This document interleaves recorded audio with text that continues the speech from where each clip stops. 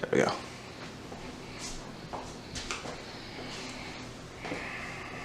Welcome, Ryan. This is my apartment. Sure. You got a nice place. Thanks. Yeah. Why don't you introduce us then? Why don't you introduce the show? Hi there, friends, neighbors, loved ones. This is a Continue podcast. Today, we're going Tom free. It's the way to be. Okay. We have shipped him off to New York. All right. Every week we get together and we're at video games, Right. Topics and stuff like that. Yeah. This is Ryan Robinson. Hi, I'm new. I'm a new addition. Don't be nervous. Don't be nervous. I know you're not used to being in front of the camera. Yeah, I've never done this before, so it was really hard for me. So Ryan, Yep. what have you been up to this week? That's a great question. All right, so during the 2 weeks ago, maybe like since the last time we talked, I've been playing a little bit of, a lot of it, of State of Decay 2. I talked about that last week. I'm still trucking along with that game. I love it so much. The thing about it is that even before that game came out, everyone is talking about like, I'm so tired of zombies, I don't want to see zombies anymore. Personally, I want all the zombies you have. I bet zombies have been a little bit declining compared to what it has been.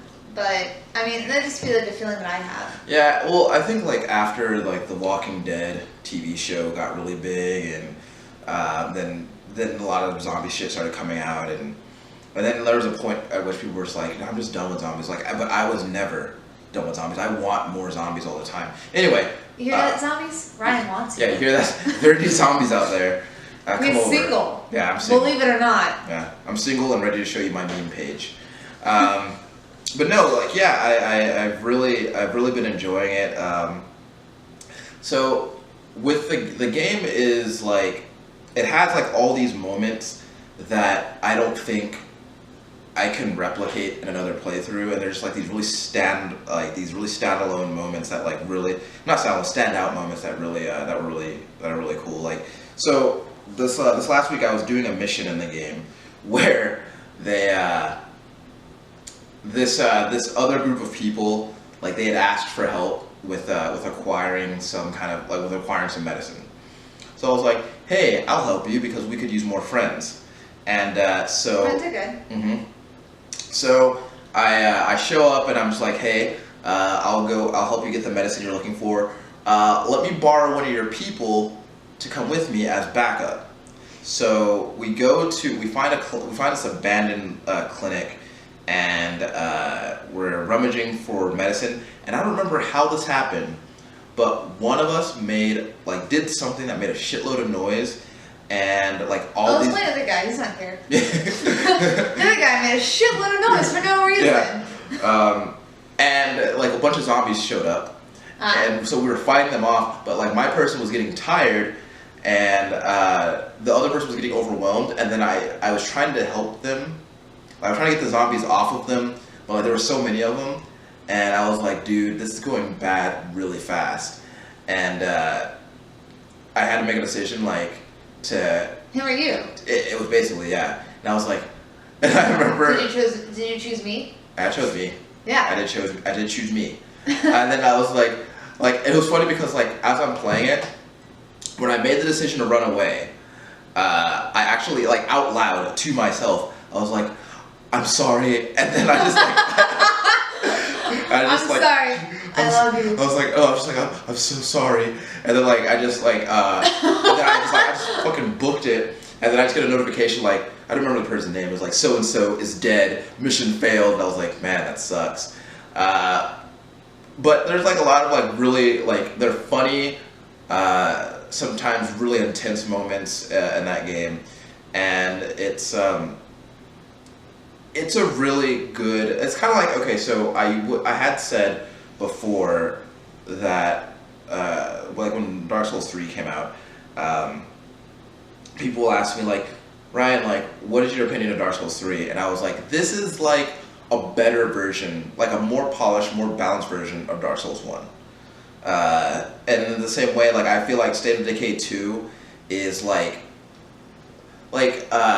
State of Decay 1 feels like the alpha, and State of Decay 2 feels like the full release.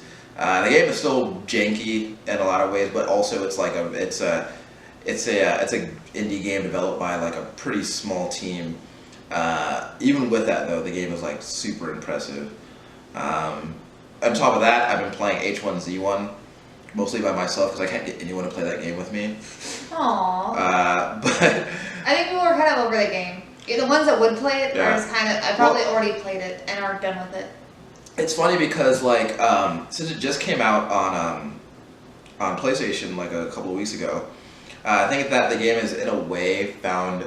I think it's found new life on that platform. And on top of that, you got to think about how Xbox players got PlayerUnknown's Battlegrounds, and so I'm sure like PlayStation gamers are like, well, we want that. And H1Z1 is pretty close. After spending some more time with both games, I now can see the differences between the two. Before, like I had very surface level understanding of both games, but now, like after putting some time into both of them, I do see the differences. After winning some chicken dinners. I won 0 chicken dinners actually.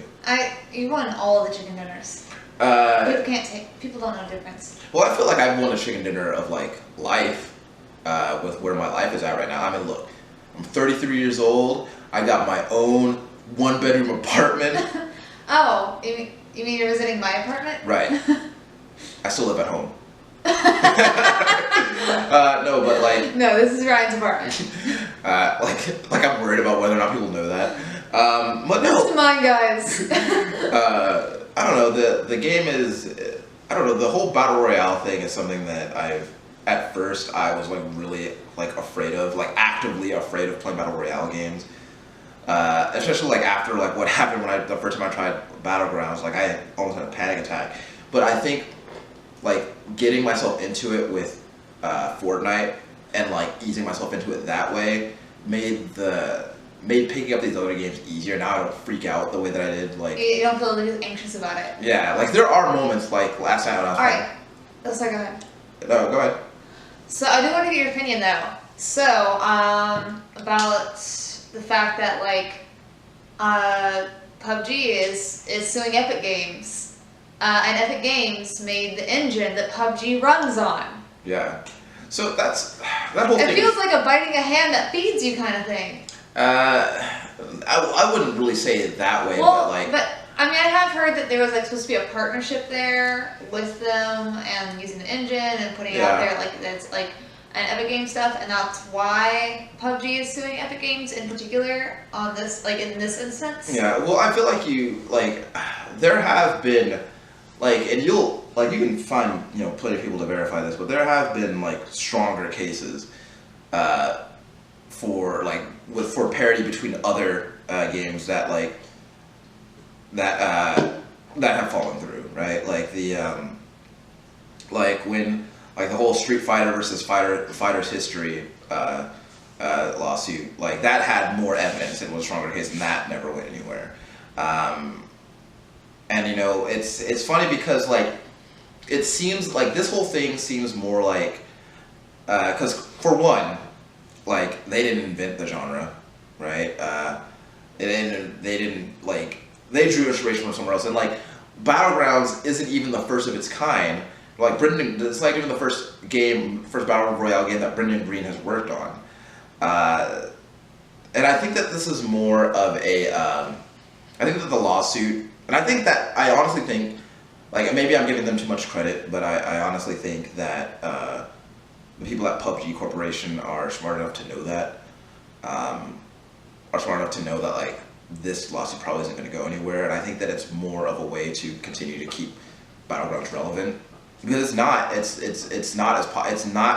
still on the scale of games that are huge, Battlegrounds is still huge. There was a large percentage by some survey or statistic that I saw where there's a large percentage of PUBG players left to go play Fortnite, which I think is both and we've talked about before. Either game kind of appeals to a similar but different niche of that audience. Yeah, and and that's a funny thing too, is that I do think that there's room for both games. I do. because they're not. They both have the battle royale format, but like there are so many things that are different about each game that like there's room for both. And but you know the Battlegrounds player base isn't what it was a year ago. They had twice as many people playing a year ago, and they still have a lot of like they're still like at, I think that they're still peaking at like 1.5 million players, which is still like huge, but it's not the it's not 1.5 billion. Sure. Well, it's not the 3 million players that they had last year, right? And, yeah. And I think that definitely has them a little bit concerned, especially considering the fact that like they had to ban like I think over 1 million cheaters, which is like a huge. Which like I get it, but the thing about Battlegrounds versus Fortnite is that Fortnite is they're like introducing modes, and they're introducing modes every week while also week over week rebalancing and improving the game. Whereas it seems like a lot of there's events almost every week with PUBG. Yeah, but well, no, I don't know. It just seems like there's a lot of events that happen with PUBG, and I mean maybe that they're not doing as many strides, but for a while they were really improving it. Comparing the game 7 months ago to now is a vast improvement. Yeah, I think that if they diverted energy from this lawsuit and put it just back into working on the game, I think that would be better served that way. I don't think the lawyer is like. Well, I mean what I'm saying is that like it costs money to do that, right? Yeah. And it costs, you know, there are resources that go into that. Like obviously, no lawyers aren't in the developer's office like helping make the game better, but it does cost money to do that. And I think that if they reallocated those funds to to development and reallocated their energy and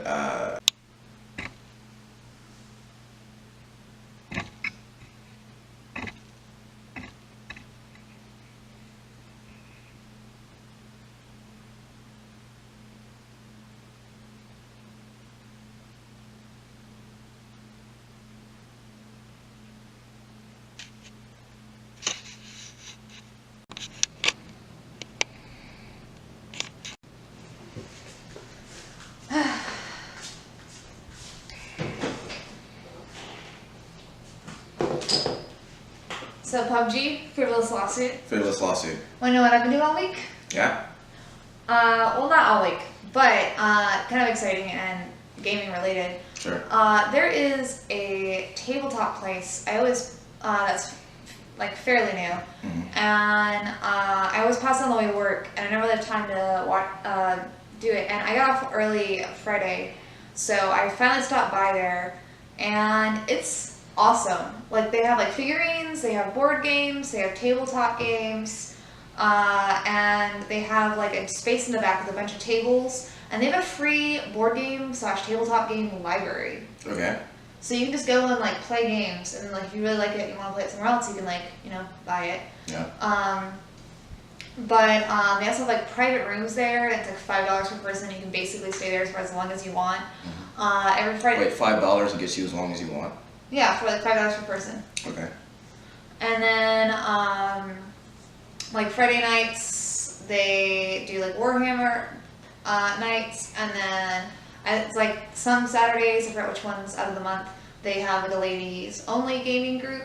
Nice. Yeah, and they have like, and of course they'll order anything, but yeah, it's like I always see it, and like even like before like the coming soon thing, and I was just like, oh man, I just like, cause it's on if you're familiar with San Antonio, it's on Hildebrand and like I-10. Okay. That area, so it's just like a house off of Hildebrand. Like someone's house. Well, it's a house, like obviously Like remodeled, turned into like basically every establishment downtown. Yes, basically, yeah. So, but it's like, I don't know, it's pretty cool. I'm glad I stopped by. I ordered a game I've been wanting to buy, and I have it like on my Amazon wish list. And I was What like, is it?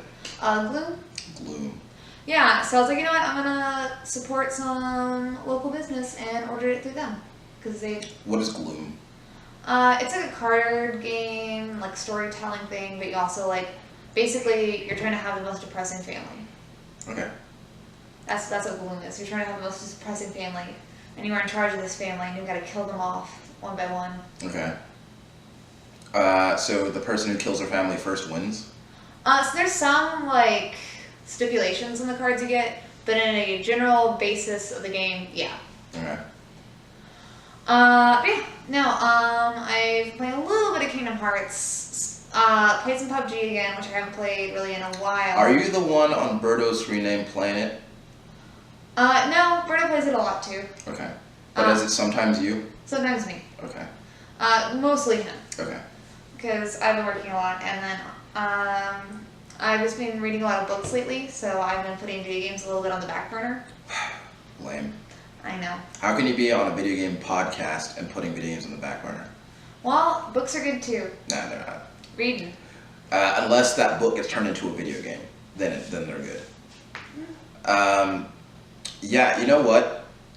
You mentioned playing those tabletop games, and I've been thinking about, like, I was at Barnes & Noble a couple weeks ago, and I was like, I always go to their tabletop game section, and I'm always like, man, it would be really cool if I could consistently get people together to play board games or tabletop games, but I know that shit's never gonna happen. I'm not about to spend $50 on a board game that I'm never gonna play.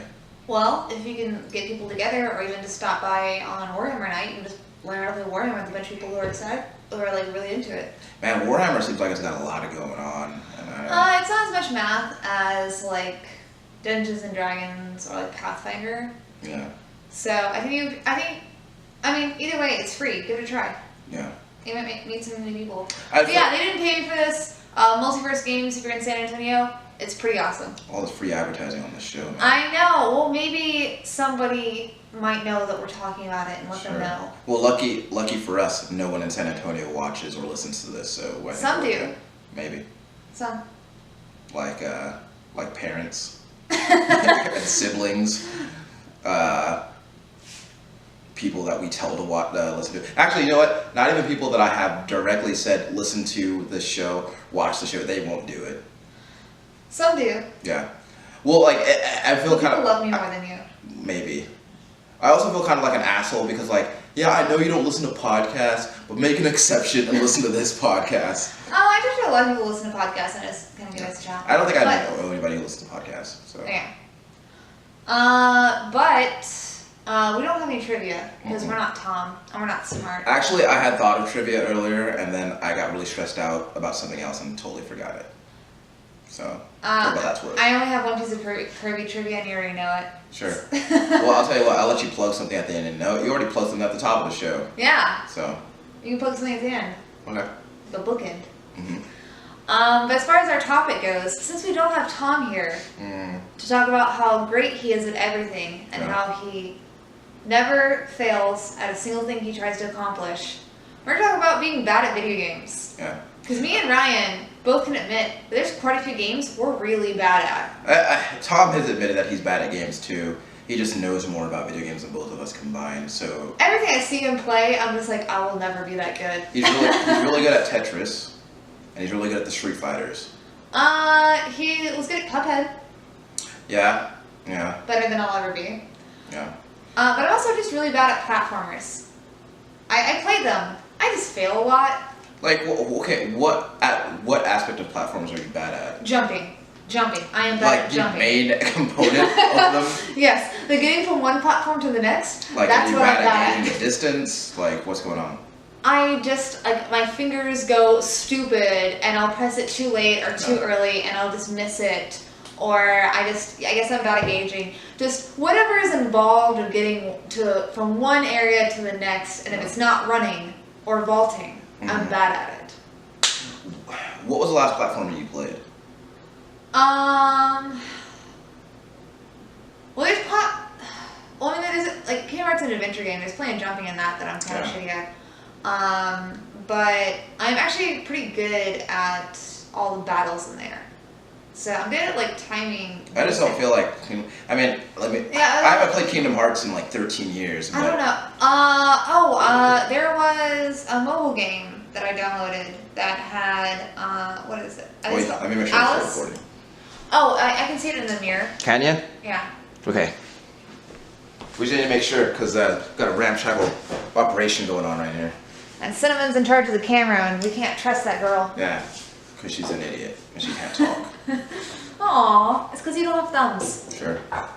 So. But yeah, Alice on not Alice. Yeah, Alice. Well, there was a new Alice that came out, right? On mobile, right. And that had a lot of platforming, and I was not good at it. Things like Super Meat Boy. Yeah. Well, like and also there's been quite a few Assassin's Creed games I've played. There is a lot of platforming aspects in those games. I am not good at them. I am not good at Uncharted. Like jumping from place to place. I do a lot of jumping back to where I wasn't supposed to jump, and I'm like, fuck you, why is this not working for me? And then like somebody else will like pick up the controller and it's like doo doo doo. And I'm like, oh, why couldn't my hands that I have used for years just do that? Well, you mentioned Meat Boy, and I feel like I don't know if this is me speaking as someone who is also bad at video games, but I feel like there's a very small subset of people who's actually good at Meat Boy. Like, I don't know anybody who is actually good at Meat Boy. So Assassin's Creed 3. Mm-hmm. That's when you play as Connor, right? Yeah. In the very beginning, and you're trying to collect like feathers or eggs from like a bird's nest, and you gotta climb up these trees. My father sat there and laughed at me for almost half an hour. My father. My father.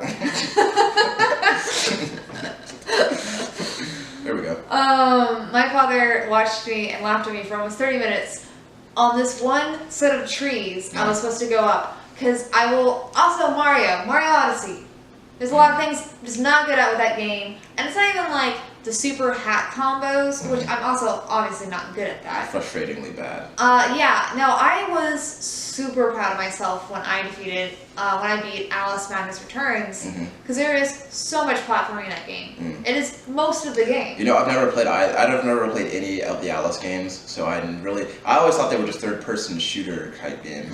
No, yeah, it's a lot of platforming, and I was really proud of myself when I beat that and got like a bunch of achievements on there. I was pretty proud of that. That's one of the few games I feel like proud of getting achievements because I am so bad at platforming. But like, I will get mad, I will cuss, I will have to put a controller down and go like make me something to eat, sit there and like calm down, and then I'm like, alright, I'm gonna jump on this horse and try it again. Yeah. And I do that quite often, but I still like enjoy it. Even though I'm like bad at it, it's kind of I feel like it's like with like Dark Souls, like like you keep dying, but you just keep trying and you keep going. I feel like it's that. I keep failing, but once I like get there or accomplish something, I feel super proud of myself. Do you feel like that sensation of kind of like frustration that you get is alleviated if you go into a game knowing that the game expects you to die a lot, like with Dark Souls? Like that's the whole thing, right? So with Dark Souls, no, I still got frustrated because I just didn't have the patience to, when I finally did something, enjoy it. I was just like, it was always... Because you were already agitated? It was just like, you know, it's just like, this is supposed to be hard, and I'm failing a lot, which is like, okay, at least I'm not the only one. But when I finally get like past something, or like get like a dodge timed right so I can finally like go past this area or something, that's so good. It just was like, this was so easy, why couldn't I have done this before? And I don't know, it just felt like a fluke every time I did well in that game. So it's just like, I don't really feel like I'm doing it, it feels like the game is giving me mercy. Well, I mean, it's like, have one, champ. And I'm just like, fuck you, I don't want this. Well, it's funny that you say that, because I was thinking about how there are all those times in like a game where like I'm stuck on the same part over and over. I'm stuck on the same part for like a long period of time, and then like there will be like usually it's like a part that has like a part of the game that has like sections to it, and like it'll be like, let's say the game has 3 sections, that part has 3 sections to it, and like I keep like the first few times like I was breezing past that first section, and then like but then like there's times where it was like where I'm failing at it, and I'm like, okay. I'm glad you can see that in the reflection. That's a really good idea that I had to set it up there. Yeah. You're so smart. When you get the dodge though. When you get the dodge, especially like on a boss, like when they, oh man, like a boss that like that's the thing about Dark Souls 2, right? Is that like if you've been failing at this boss over and over, but you're learning a little bit more each time, and then you finally find that rhythm, and you're just like dodging all their swings left and right, and you just finally get it. That feels so good. And I think that those kind of games that kind of sell themselves on how difficult they are, I think that the loop relies on that feeling. I mean, like with Ninja Gaiden, I enjoyed it more, but I definitely feel like comparative, like you get more save points in Ninja Gaiden. Maybe just because I played more of it. Yeah. But I also, that's the thing. If I've defeated something and I've been struggling on that thing, and then I'm gonna get stuck on the next thing that's like the next challenge right after that. Right. I don't want to keep beating that first thing I beat. Yeah. I did it once. Yeah. I may not be able to do it ever again. Yeah. I was like, I did it. Just give me the credit where I did it. Yeah. That is all I want. And like Ninja Gaiden, like is really like they really punish you with that too. Is like, and like the funny thing about it is that everybody like for a while. I don't think people really talk about it anymore, but for a while. When Dark Souls was like considered to be like the pinnacle of difficult modern video games, like I think about like I've beaten every Dark Souls game. I've never beaten a Ninja Gaiden game, not a single one of them. And I like those games a lot, but I've just never beaten them. I bought Ninja Gaiden 2. I beat Ninja Gaiden 2. I don't think I ever beat Ninja Gaiden 1. But like that boss kills you. You're starting over, like not the entire level, right? But like you're starting back, like considerably far back. Like there's some shit you gotta go through. Dark Souls, I don't know. Maybe it's because I always got stuck in the first area of any Dark Souls games I've ever played, so it felt like I was going back pretty far. Yeah. But I don't know. Maybe it's just because I don't know. Maybe I just had more time in my hands. Maybe it's my younger fingers were more dexterous. Maybe. I don't know. I feel like Ninja Gaiden 2 was significantly easier, and even though like I knew I was supposed to die, I remember getting the achievement for 1,000 deaths. Yeah. And yeah, like I don't know. It was just felt different for me. Maybe it's because it was like more bright and colorful. Like, I don't know. Well, it's funny because you got an achievement for 1,000 deaths, and I was just thinking about how garbage I am at fighting games. But I do like them a lot. Like I like Mortal Kombat. I really like Killer Instinct. I've recently got into King of Fighters 13. I'm really into that. But there was Lay down. Hey, go lay down. Anyway, who cares? I was really into Dead or Alive 4 when that came out. No, man, it was more than 10 years ago. That had to have been shit. That came out in 2005, so that was about 13 years ago. So Dead or Alive 4 has an achievement. I don't remember how many matches you have to lose, but it has an achievement for losing a certain number of matches online, like consecutively. And you got it? I got it. Oh, well, at least you get that achievement. Yeah, but like you were doing it just for the achievement, yep. obviously. Yeah, totally. That was actually a period. That was actually back when I didn't fully understand what achievements were and how they worked. Which it sounds dumb, but I don't know. It was, but yeah. I just didn't grasp the concept. But yeah, like okay, so like, you know, I'm really bad at fighting games, right? And Same here. But I enjoy them a lot, and I do actually try to like get the mechanics down. But I like, do too. it sucks because you can't, like, fighting games is one of those things where you can't really play more than one. Well, me anyway. I can't play more than one fighting game at once because all the fighting games that I've played, and I guess if this fighting games, then by definition, like the mechanics are so different. Like I can't jump from King of Fighters to Street Fighter. Likewise, I can't jump from Street Fighter to Mortal Kombat. It's just like they just play so different. I mean, I do grasp. I mean, I've mentioned before, I play Tekken the most. So Tekken's, I'm probably the one I'm definitely most decent at. Yeah. The rest of them, I'm just garbage person. Yeah. But I do grasp like how the move mechanics work for types of games. So when I do pick up like a new fighting game I've never played before, they're like, oh, it's like a Street Fighter mechanic or like Tekken and stuff like that. So I was like, okay, I have something to base it off of at least, so I'm not like completely like button mashing. Yeah. But I do a lot of that as well when I'm just like, this isn't working. Yeah. Well, like, and I find myself doing that even when I'm actively trying to learn like the mechanics of the game. Like I will catch my. It's so intense. Well, like, cause I like when I'm trying to actually learn the game, I catch myself button mashing, like, and I know that I'm doing it at the time, but I'm like, well, this is also kind of working for me at the moment, so like, I'm not as incentivized to not do that. And there, like, there's a, and I guess like in some cases there's a compelling argument to be made for button mashing, like when we played Killer Instinct together that one time, and the feeling for me, it was like, at the time that we had sat down to play that game, like I had spent like the previous 2 weeks like learning how to do combos, learning how to do ultra combos, and like you had spent 0 time doing any of that, and then so like I was like I went into it like I'm just like wipe the floor with her because I know all these fucking combos. She doesn't know shit, and then lo and behold, like I lost a match. So it's just like, one. But it was like. But at the same time, I was like, what was all that shit that I was practicing? What was all that shit that I was practicing for? Yeah, because a lot of times when I am button mashing, it's just to see if how much the directional buttons will affect what I'm pressing. Right. Or to see, or like I know this is a grapple in another game, so Yeah. I'm trying it out in this game to see if it does the same thing. Just Yeah. my fingers know what Tekken is. Mm-hmm.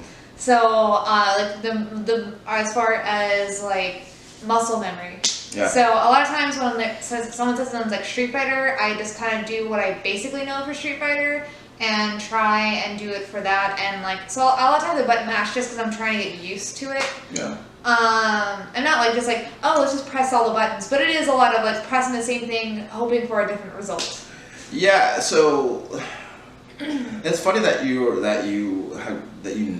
that Tekken is the one that your mind goes back to, because like for me that Tekken was always weird because of like how it has like there's a button for left punch, there's a button for right punch, there's a button for left kick, there's a button for right kick, and like I was always like, how are people doing these fucking combos?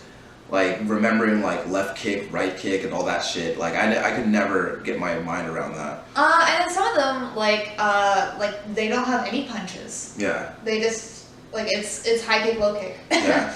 Or like they don't have any kicks. It's just like high punch, low punch. So yeah, it's just because I mentioned before. I mean, it's what I used to play with my dad. It's what we had. So it's what I played, and I don't know. Like when new iterations of the game came out, I would get it, and me and my dad would play it because it was just like a fun father-daughter bonding time. Yeah. So. I mean, I'm still like me and my dad though. Are estranged now. Would, whenever we were frustrated with the other one, button mash some stuff. Yeah, and then he would ground you when you beat him. I feel like if I had kids, I would do that. I mean... Like, if you beat me, you're grounded. You and Cinnamon should play some Street Fighter. Sure. I mean, I don't think she doesn't have like a cell phone you can take away. But you can give her a cell phone. I take away her food. I could take away her, never mind. But, racing games, I've always been pretty okay at. Racing games are normally what I gravitated towards in, like, arcades. Because, I don't know, like, playing fighting games by myself has never been, like, super interesting for me. Yeah. But but racing games are pretty good at. Well, okay, so like I imagine that when you say racing games, you're referring more of like arcadey racing games. Yeah, like Tokyo Drift. Yeah. Split Second, I was pretty good at. Like Forza. Forza. Yeah. I. Get a little Need for Speed in there. Need for Speed, I'm alright at depending on the Need for Speed. Yeah. I do. Like Need for Speed Tokyo Drift one or whatever. Oh yeah. That one I wasn't super great at. Yeah. But I don't know. I'm pretty good about that. Pokken I've never been like super great at. I don't think I mentioned it, but when I went to Alabama, me and my cousin played Pokken, and it was a lot different on Switch, but actually wasn't as bad as Different I thought. how? Just like the way that the buttons and all feel, because I'm used to playing on the paddle on the Wii U versus the Switch. Had a different hand feel. A different hand feel. Yeah. I don't know, like, okay, so first-person shooters. Pretty garbage. I'm pretty garbage at those two. I mean, there's times where I am not the weakest person on the team. Yeah. And when that happens, all I can think about is, how bad is this other person? Yeah. Or I'm just like, oh my gosh, this is a fluke.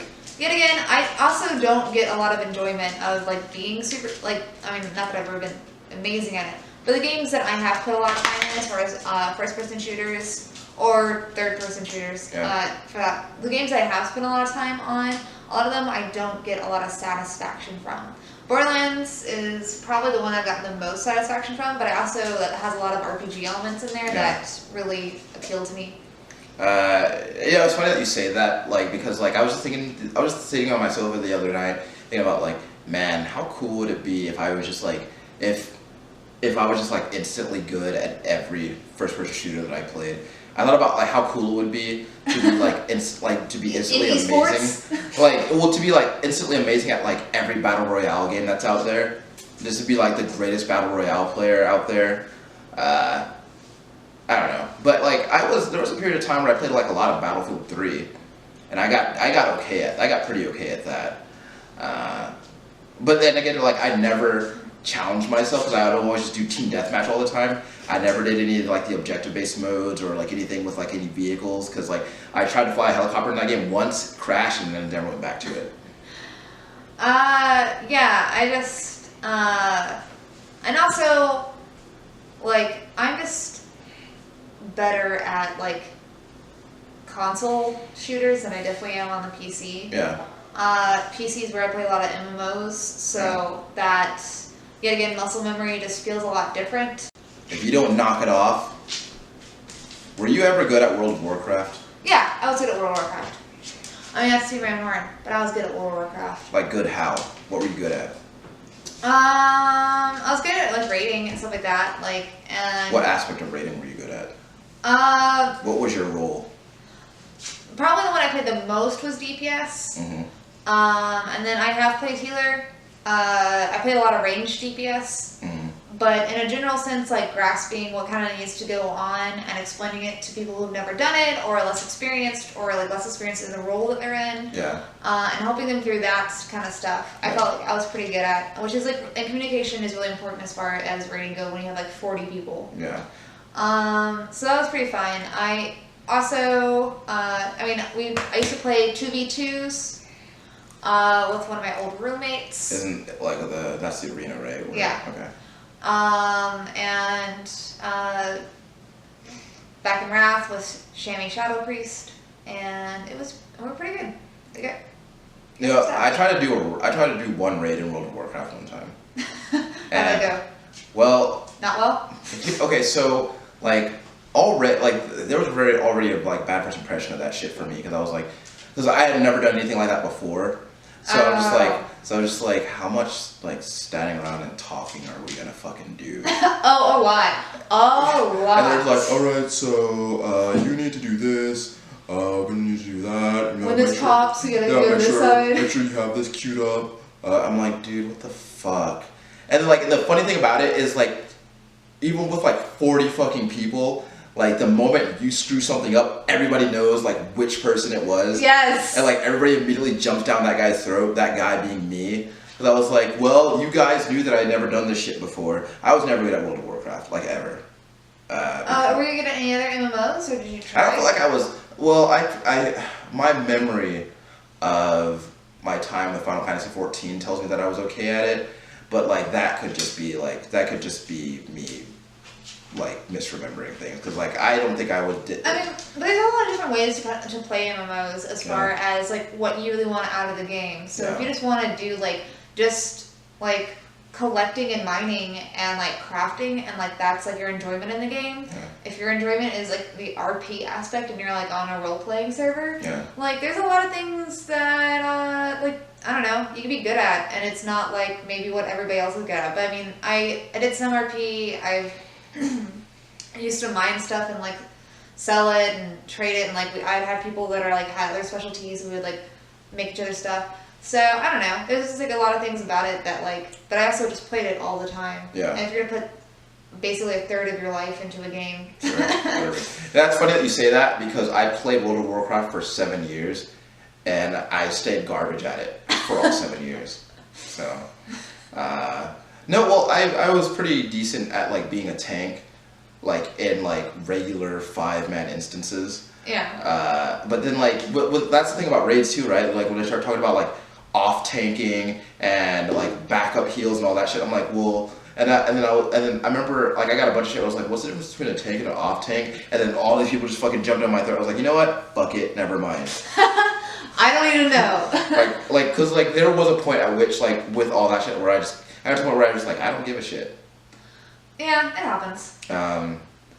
But like I don't know, it's just it's funny because like I consider myself to be at best mediocre at video games that I like, and at worst like just terrible at them. But like I'm just very much like, as far as video games are concerned, I'm very much just like I'm just kind of happy to be here. I'm pretty bad at roguelikes. I think Darkest Dungeon is one of the ones that I'm better at.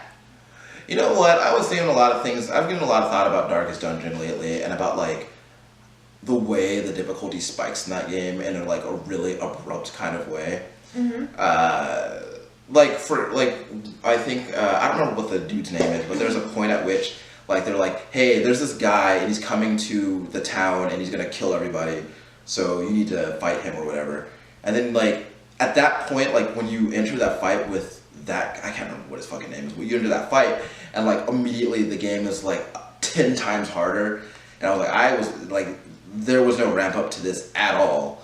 And I don't know if that's like, I don't know if that was intentional or if that's just like a flaw in game design or whatever, but or they're expecting you to know how to like kind of min-max your characters by that point, so yeah, they get better but characters. Like it's funny because like that game explains so little to you, and like it does. It's a lot of playthroughs with a lot of stuff. I felt the same way, or I felt a similar way to what's, oh my gosh, why am I blanking on it? Stay Alive or Starving Together. Don't starve. Don't starve together. Yeah. Yeah, I felt like, all right, we got it, and then all of a sudden one day happens and we don't got it. That game explains even less to you, right? I know, it explains nothing to you. Actually, like, because it relies on you, because like, and all the descriptions of everything is so fucking arbitrary. I'm just like, what does that even? What is that? Like, and then like, Don't Starve Together, like if one player dies, becomes a ghost, and you haunt like a spider, then like you're guaranteed this loot if that spider dies. Yeah. But how the fuck are you supposed to know that? Unless like you just like, unless you'll keep playing it over and over and over again. And I don't want to have to like keep failing for like a couple weeks to figure out a good portion of the mechanics. I do like that there's a lot of free stuff online to know about it that help me out. Well, then that's what I was thinking too, though, right? Is because like there are times where I just like, I would like for the game to tell me how to play it, as opposed to me like with Darkest Dungeon, I had to like go online a lot to figure out like to figure out different mechanics, and like with games like Don't Starve, I had to go online a lot to figure out like, okay, what does that do, you know? And like sometimes I would rather not have to look outside of the game to know like what it wants me to do. It breaks immersion for sure. Yeah, and like that's a shame too, because like Darkest Dungeon is a game that I really enjoy, but like that difficulty spike that's there, and I thought, and at first I was like, is it just me, or does this game just get really hard really fast all of a sudden? But it's not, you know, and it sucks because like in what is otherwise what I consider to be a very well crafted video game, shit like that like kind of breaks it for me, because like I'm just like I'm not, and like because I feel like I feel like my progress is going along at a pretty brisk pace, and then I just hit a fucking wall, and there are people who talk about how like they talk about like their first playthrough of the game. I'm like, first playthrough? How many fucking times did you beat this game? I've never managed to beat this game once. No. And I don't know if I'm bad at video games. Well, yes. Well, I mean, when I was playing it regularly, it was still in, I forget if it was alpha or beta, one of the two. It was pre-release. And they only had 2 of the, I think it's 4 areas. Right.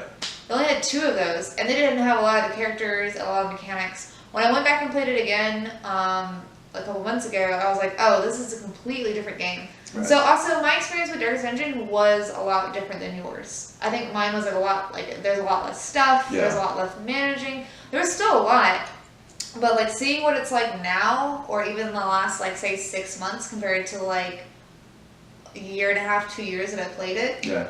I can see it being a lot harder. But even then, with roguelikes in general, still not great at them. Also, as you can see on some of our old Let's Plays, or maybe we put it on a Check It Out, I am not good at twin stick shooters. Not good at them. There's too much going on the screen. Yeah. As someone who used to raid in WoW, Yeah. there is too much going on the screen. Too much going on the street. Too much going on the street and too much going on the screen. You're funny. They're everywhere. I don't know, there's a lot of stuff going on. And I think the way that you've described how I used to feel anxious about PUBG, that's how I feel in twin stick shooters. I'm just like, and then I'm dead. And it's funny because I think about like the anxiety I felt with PUBG, and like I try to think of like what I was afraid of. Like I think I was just saying the tension. Yeah. I think the tension got to you. Yeah, because that game is quiet as fuck a lot of the time. Yeah, I don't know. Oh, and one thing, like, there are games that are like they advertise themselves as really difficult, right? But then, but they will also, in some cases, they will include a mode that makes the game easier. And then, like, what I don't like is, like, one, like, play the game however you want. Like, if you want to dial down the difficulty, then play the game however you want. But the thing is, like, I hate it when the developers will do the thing where they put the easy mode in, but then they also, like, fucking chastise you for using the easy mode. Oh, like some sort of snarky comment? Well, like, Or, like, you can't get certain cutscenes if you go the easy mode? Well, there's, like, with Ninja Gaiden, I think it was, I don't remember which one it was, but, like, they put in the easy mode in the game, but, like, if you chose that mode, like, the entire time, Ryu would, like, be wearing, like, a pink ribbon on his arm or something like that.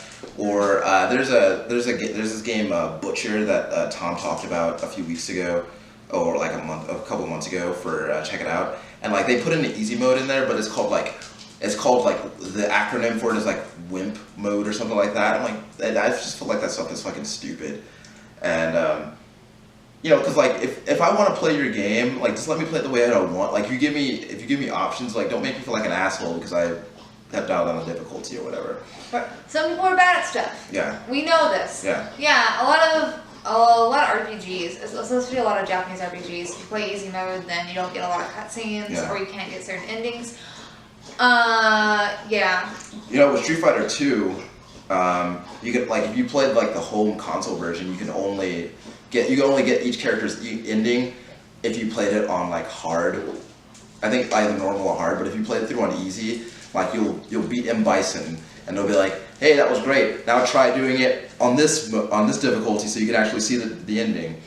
And it's like, well, I can't do that. And, Wow, fuck you! Well, because, like, it sucks because, like, back then, like, YouTube didn't exist, so if I wanted to see those endings, I just had to get better at the game. But for a person like me, like, I'm never gonna get better at the game. like, I'm 8 years old, and there's a fucking skill ceiling that I'm not gonna, like, be able to, like... Break through those ceilings, Ryan. Break through those ceilings, baby Ryan. Yeah. Like, I'm 7, 8 years old, like, there isn't a version of 7-year-old Ryan that can... Hi, Ryan here. Last week, when Shanae and I were recording, looks like we lost the last 5 or 10 minutes of the episode, so that's just gone. I don't know where the file went. Anyway, I just wanted to put this in here, letting you know why, if the episode seems to just end abruptly, that's why. So, like I said, lost file, my bad. We'll see you next week, and hopefully you guys are having a good one.